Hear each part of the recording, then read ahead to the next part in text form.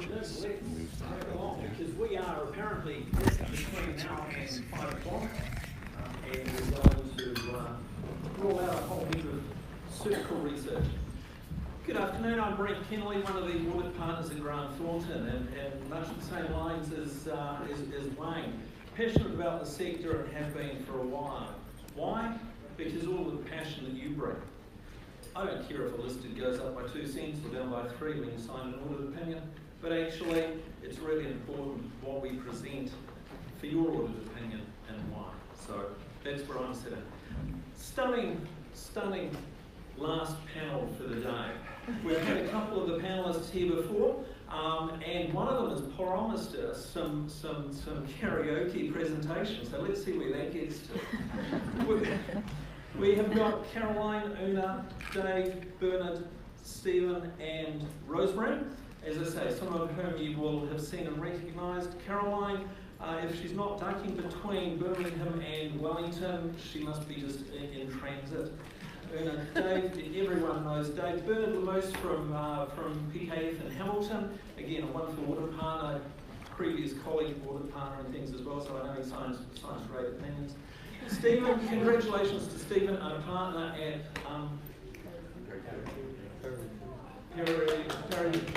yeah, absolutely. So that is sensational. And Rosemary survived the last taser, so we are good to go.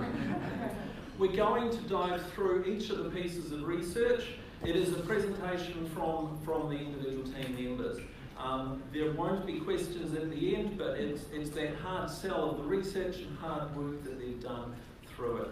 And I would like you to clap just one more time of thanks of appreciation, because everyone in the room is here for the sector and doing their day job as well as their night job and that sort of thing. But these guys have gone one step further than those proverbial, surf lines that one should swim, the flags that we're meant to be swimming between. They're outsiders, they're doing the research. They're finding out what it is, why it is, having no idea whether they're going to come back in from the rip or not, or whether they're going to quietly float out to the side. They're there. Again, a great round of applause for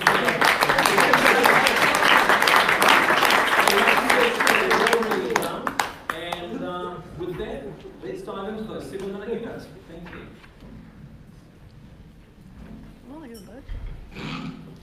Good afternoon, everybody. We're going to be talking about whether non-profit organisations should follow international standards for financial reporting. And it's a multinational study of views. And this work was commissioned in 2014. The research has flowed from it, so this latest paper was published in 2018. And there I get my slides, so I can acknowledge our 2 absent co-authors, in addition to Carolyn and myself.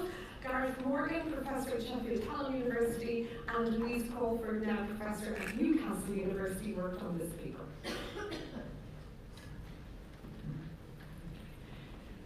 So as you probably know, there's a lot of different ways of doing financial reporting, but in the for-profit space, in the commercial space, there's international financial reporting standards. And so if we wanted to have reporting standards that were the same across the whole sector, across the whole nation, why wouldn't we just use those? I hear you asking. 5 things. Oonagh didn't actually include the 6th from the paper, and I don't know why. I'm going to give her a hard time later. If you're not in New Zealand, fund accounting issues are actually really important. Restricted funds, I know we don't think about them too much in New Zealand. We think more about reporting entity. What about revenue treatment of non-exchange transactions? For the non-accountants, that means the donations that you make to someone so that someone else can get the benefit, or an animal or the environment or something. So you're not getting revenue back you're not getting some sort of benefit back. What about if you're donating your time or your assets? Also, treatment of heritage assets, and I looked on our notebooks. We've got lots of different pictures of heritage things, so I defy you to try and work out how you're going to value them.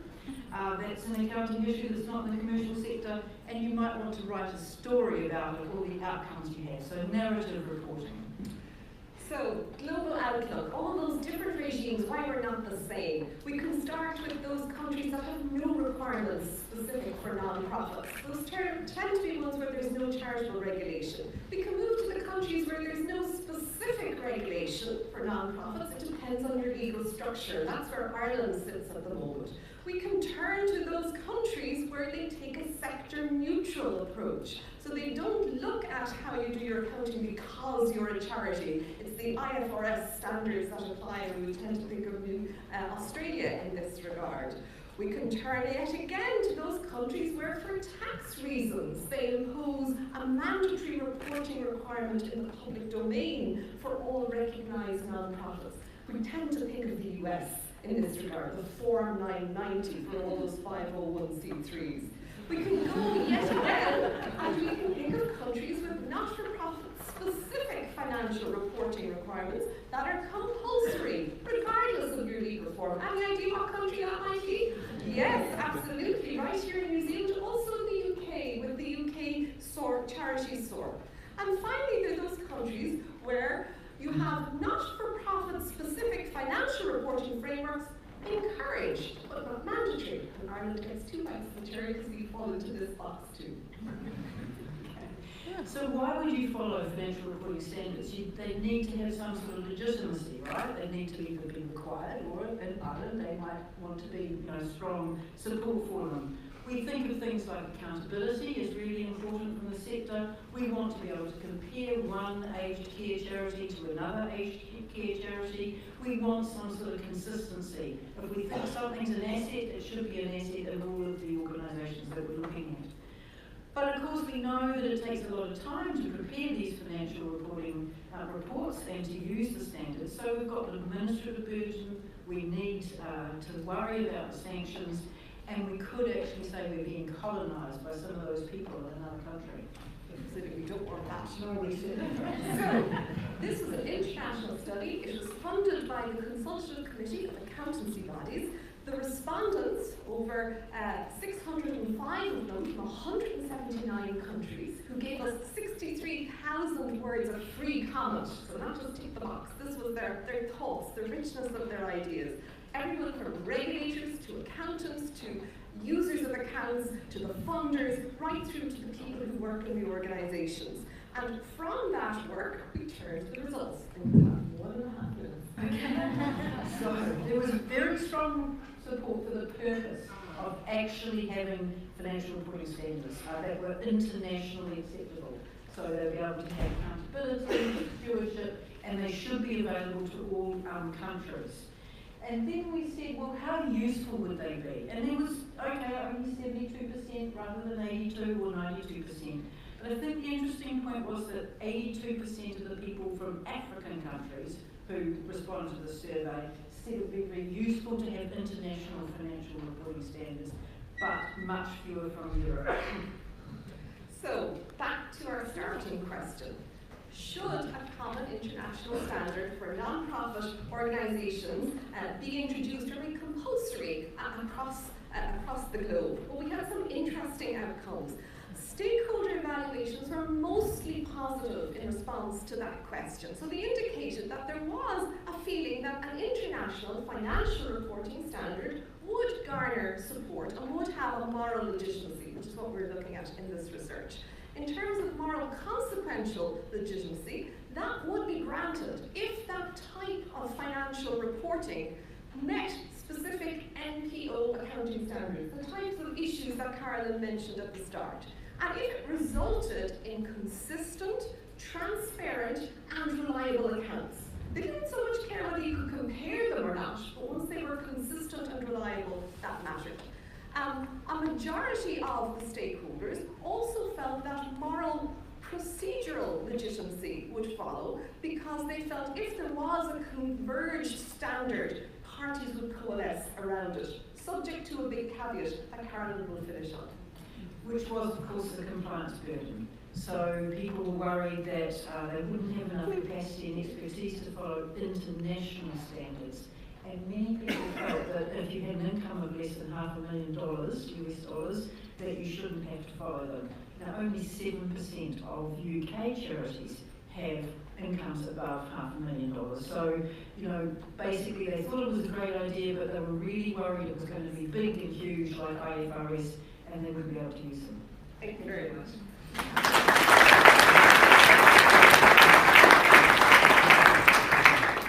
Brilliant, and down to the minute. Thank you so much. And for more financial reporting, 1:30, same place, same location, tomorrow afternoon. I reckon that Bernard could be next. Let's see what slideshow we have. Okay.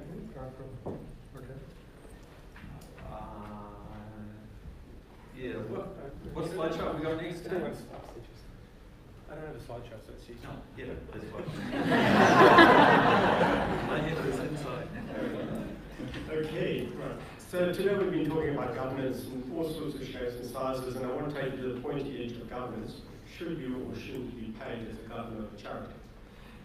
This is a survey I've done, and the background to this is that I'm a practitioner in the Waikato. I'm a chartered accountant. I work in accounting, audit and advisory, and work with a whole lot of charities. And occasionally I get asked questions, and sometimes when the questions become repetitive, I do something about it. In the last 2 years, I've had more questions asked about should we or shouldn't we pay ourselves, and there's no definite answer out there. So I thought, well, we'll launch out a quick survey and come up with some results, and that's normally quite easy to do, except there's one great stump that's come up, and it's the European Union privacy laws. You'd never think it would actually get to Hamilton in New Zealand, but it did. It's now very difficult to run a survey off an open database like the charities one, because none of the IT organisations will let you do it. But that's beside the point. If anybody's interested in talking about that, we can do it over a beer tonight. Just the survey, what I'm going to take you through is just probably 8 key issues as to what we have found in this survey.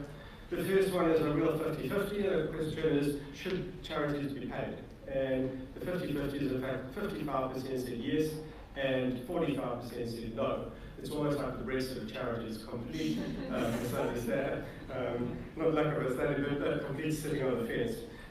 They then looked at why would people pay board members? 21% of respondents thought that it would help to attract more experienced board members if they are paid. There was an emphasis there from people from the Institute of Directors saying it's good practice to pay charity board members.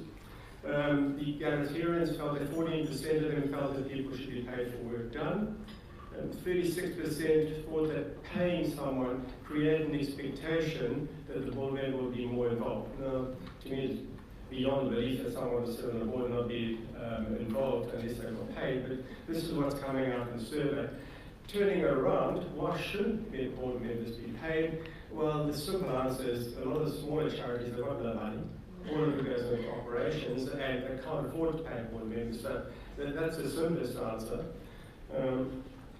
Then we looked at the issue of one of the questions that did come out of this. It was an open-ended question, and it was from someone from South Auckland who wrote a lengthy answer.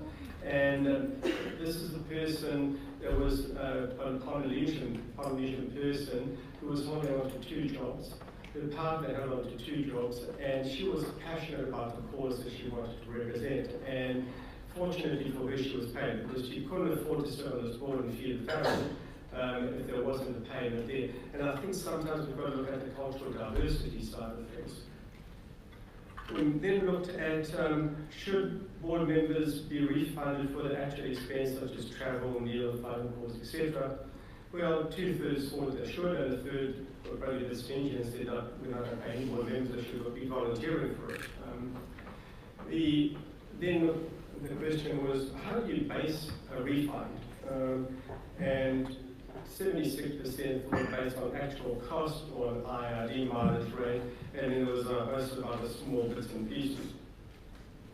I then turned to the governance side of things, and I started asking the question, does your organisation have a policy to pay board honorarium or fees to your board members?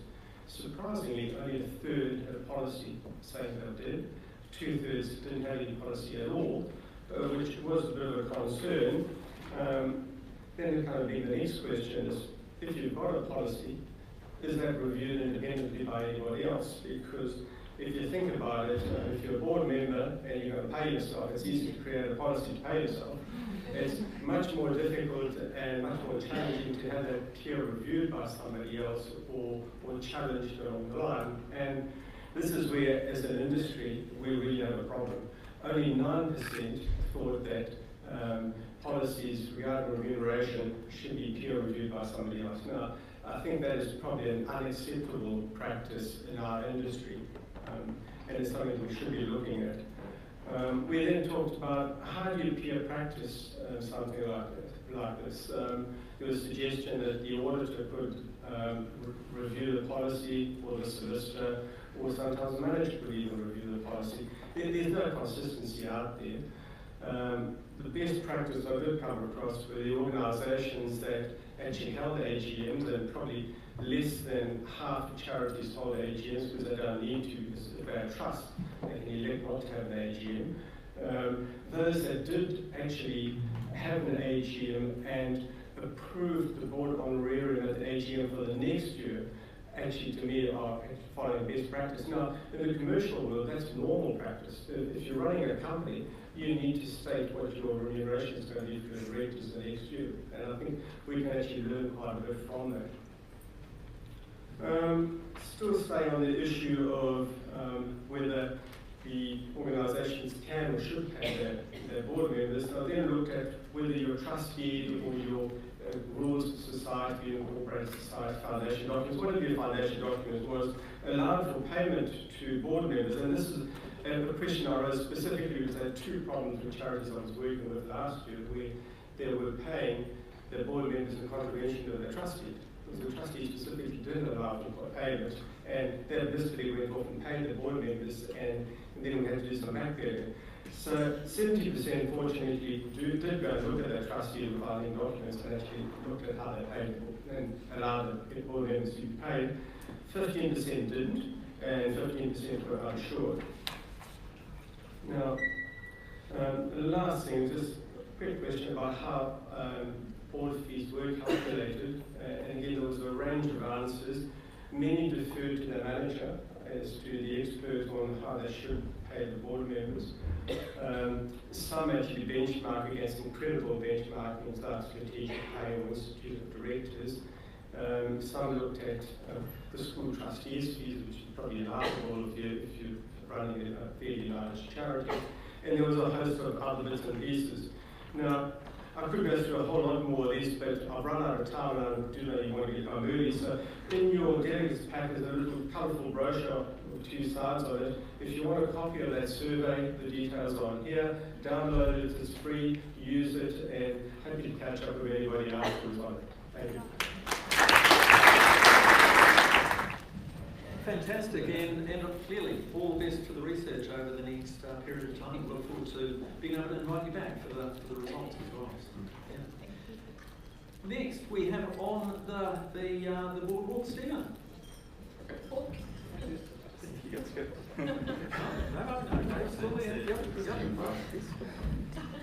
Kia ora koutou, Steven Moe o Taipaki Ao. It's a real pleasure to be here and see all your smiling faces because I've literally spent dozens of hours with the rest of the organizing committee pulling this together. And it's such a pleasure to see you now in the room and the quality of the discussion that we're having. And I love the word pictures that people are coming up with, the sumos and the flags. It's easy to understand and it's really helpful. I've also realized that I'm the only speaker from Christchurch. And so I just want to say a really brief word.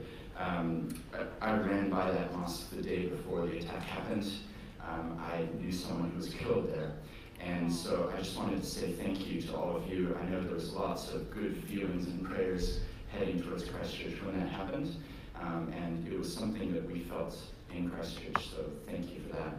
And the advice that I have for you is when you get home, hug your children a second time. And the phone that has the urgent message to be answered, maybe put it aside and read them a story. Having said that, we'll move on to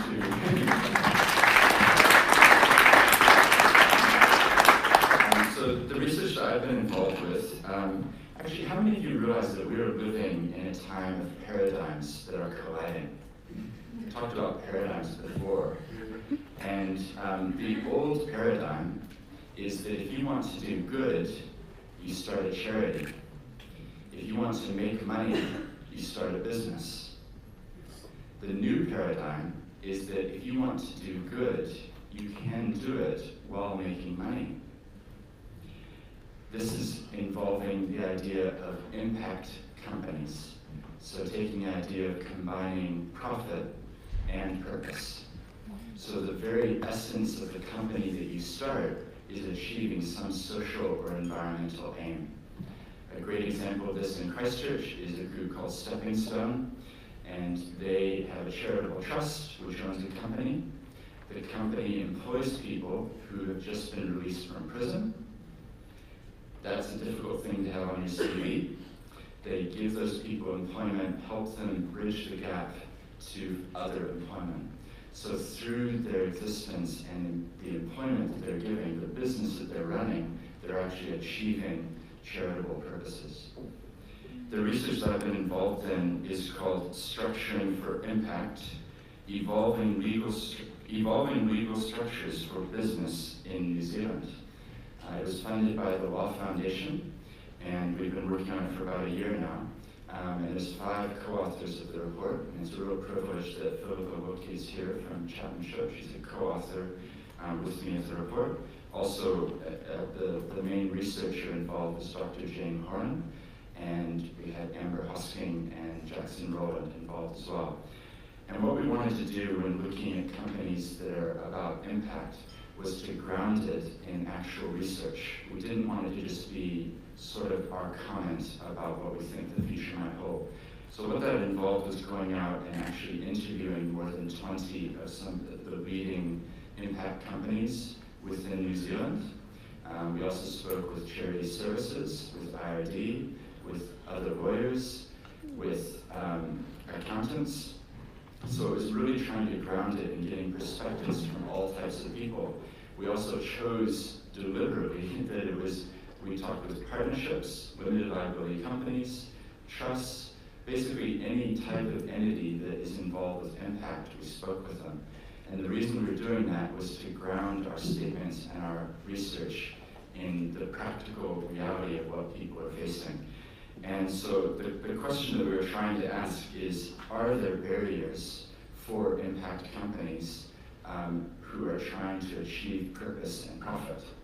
Do the existing legal structures suit this sort of a company? And the answer will be released next Wednesday. And so I have to be careful because it hasn't been publicly released yet. But next Wednesday it will be released. So like I said, the Law Foundation funded it. It's coming under the name of Akina Foundation, and Sent and Department of Internal Affairs have all been involved in this. So it's quite a collaborative thing. 3 law firms have been involved. So that's been great to see collaboration across the sector. And perhaps just to state that the part 1 is about the scope of the research that we did, looking at charities and for-profit types of structures. And then part 2 is looking at 3 main categories. We looked at mission, we looked at funding, and we looked at legal structure. So those were the 3 categories. And in part 3, we were a bit audacious, but we proposed solutions. So that will be, it will be available next Wednesday. So what we'll try to do is put a link to it when we send out like slides for this and things. I'll try to make sure there's a link, because it's not available right now. I don't even have a copy.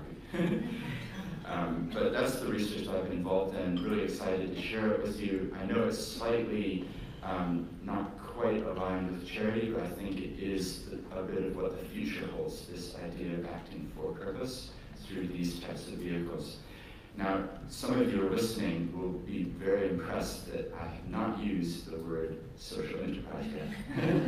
Now, I hope that you realize that that was deliberate, because I feel like the word social enterprise is an intermediate stepping stone between the old paradigm and the new paradigm. And I dream of a day when all companies are involved with being clear about their mission, their purpose, and acting for impact. But underneath all this, it is social enterprise. That's what we're talking about. That's what we're looking at and researching. And then just to finish in my last 18 seconds, is I've also been doing research on my own, interviewing people about their journeys as not-for-profits and charities.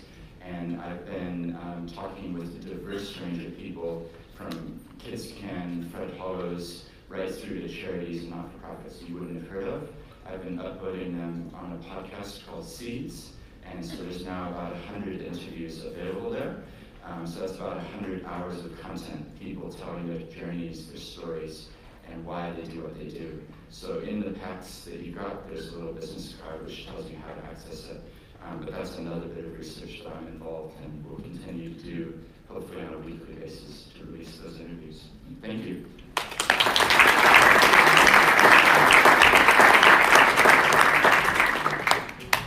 Isn't that fascinating, the events, the research, the happenings that are occurring out there? Steven's put a lot of time, obviously, into the report with the team for Wednesday's presentation. I just casually have dropped in another 100 hours of time that I've uploaded from all sorts of places. That's fantastic. Thank you so much.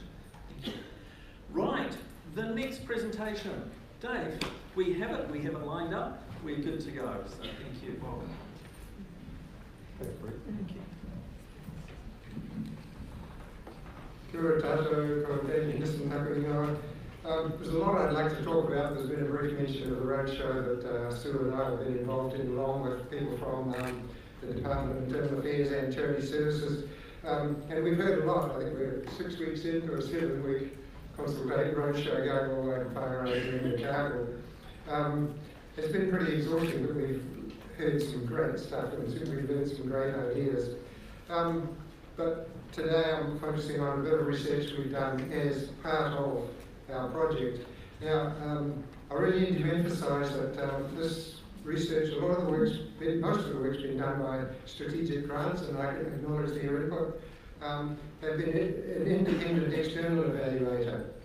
And they were committed to assisting us, because Sue and I were approached by a group of 12 community trusts, all of whom were offering basically to provide a little bit of funding each. They were concerned, they were sharing a concern about the way the charities legislation is currently being interpreted and the way that it's affecting community organisations. Somebody used the word colonisation earlier, and Steven also talked about paradigm shifts, and I think the paradigm shift that's coming at the moment is that it's not appropriate anymore for government agencies to be colonising our sector. So I'd emphasise, and you can probably gather from that statement, that Sue and I are very independent of the Department of Charity Services in doing the research that we are doing. Data collection, we distributed the link to our survey through community networks, and we were really pleased that the distribution based on the community networks that we were able to put together did result in 662 surveys logged, not all of them completed, but a wide range of organisations there represented in the results. However, there were some tricky sides to it. In terms of the size structure of the respondents, these figures don't reflect the overall makeup of the charitable sector, and it's well recognised in the sector that if an organisation is part of a national network, it's generally easier to reach. It's probably one of the larger organisations. It's got time and energy to actually look externally to the mahi that they're actually grappling with in their local community. And smaller local organisations are of course harder to reach, and that shows in where the responses have actually come from. Interesting percentages there too. 87% of registered charities. 87% of respondents registered charities, 14% not registered, and the reasons why are there. Look at the purposes of the Act. I stress these quotes, and all the quotes that are in this presentation were selected by the people doing the survey for us independently. They're not selected by Sue or I to provide a particular angle on it. But there you go. Majority, of course, because there's a majority of larger organisations in there, describing it helpful, good and fine in terms of the purposes of the Act. But those same people are also suggesting further purposes. Tier 3 and 4 of organisations having much more problem, and in fact describing registration as a charitable entity as onerous, costly, a politicisation, and the criteria quite far-reaching. Looking at some of the specific purposes, existing ones, there's some great responses there. And this one, was selected by the people doing the work for us, promoting public trust and confidence, saying it's worthy, but if some historic organisations have charitable status and other almost identical organisations are not granted it, the public will have concerns about the process and question the validity of both organisations with the overall effect of reducing confidence in the charitable sector. So the very fact that a number of organisations that, as Sue mentioned this morning, are perfectly qualified to be registered, are not able to get registered, is in itself undermining public trust and confidence in the sector. The other thing about existing purposes, the second one, encouraging and promoting effective use of charity services. Somebody's described it, again, a worthy aim, but in practice, the interpretation of the Act seems to be putting up unnecessarily high barriers to registration, so that worthy would-be charities are having to expend a lot of time, energy and financial resources trying to get registered. And there's a mention of a hurdle there, and it does raise two questions, of course. One is, if an organisation is having trouble getting registered, they're probably going to have trouble with reporting as well, so you've got to ask whether they actually should be registered and need better advice about whether they should be trying to register. And then the other one is it deliberate that it's being made hard?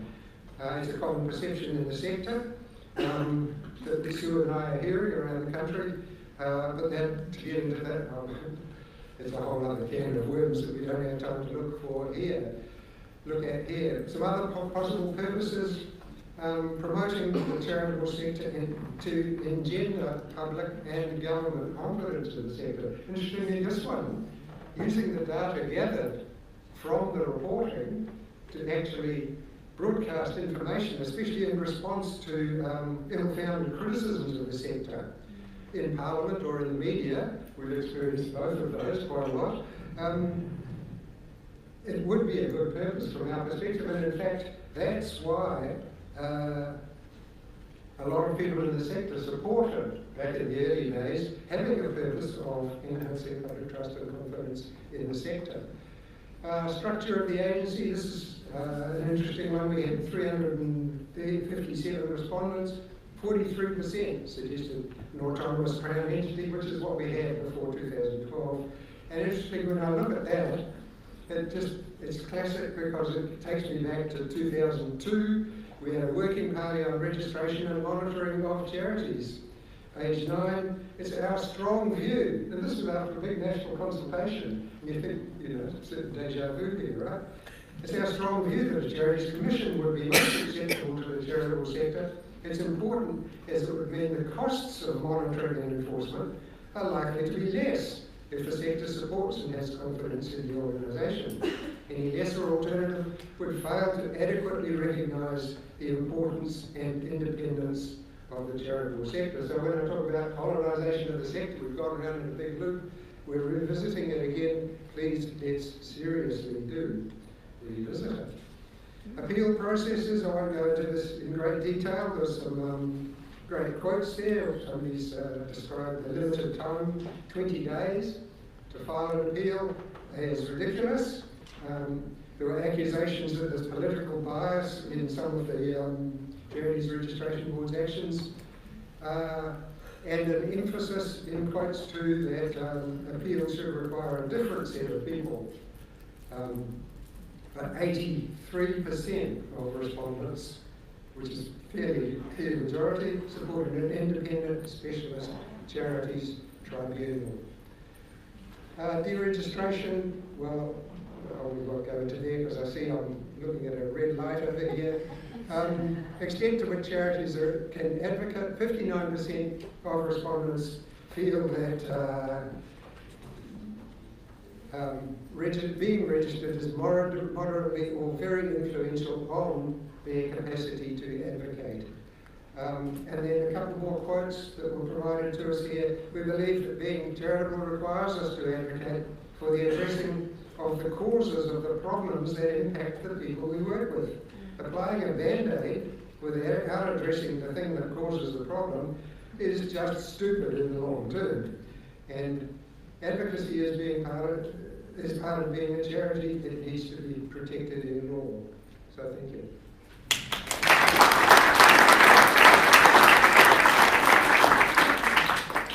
Thanks so much for that, Dave, and all the best for next week's trips and travels as well. Clearly, a lot of time, energy and effort by the team, either doing research, thinking about it, starting it, or completing it. But I think all of that research can only happen with the participation of people in the room as well. So on behalf of the team up here, thank you to you. If you've quietly sent in an email, sent in an answer, taken that additional 5-10 minutes to reply to another survey that's turned up. So thank you so much for that, because without your input, these guys wouldn't be able to stop, look, think, analyse, and come up with, are we swimming between the flags or are we on the outside of those flags? One of the themes today has been very much around submissions and things. And a 30-second plug for the Cairns Wellington not-for-profit special interest group. We have a meeting at Grant Thornton next Tuesday, 12:30. There's lunch, there's good fellowship, and there's good debate about wanting to put your submission in for the review of the Act. There'll be commentary, there'll be time for it. We'll kick off at 12:30. It will be done and you'll be back at your desk by 2. It's one of the things in Wellington that we do on a monthly basis, and it just so happens. It had been planned prior to knowing, obviously, that 31 May is now going to be the extended deadline. So we were planning for it as to land it for 30 April. But more than welcome, but please register via the Cairns website so we know exactly who's coming and why and where and from where. Next Tuesday, 12:30. Thanks so much.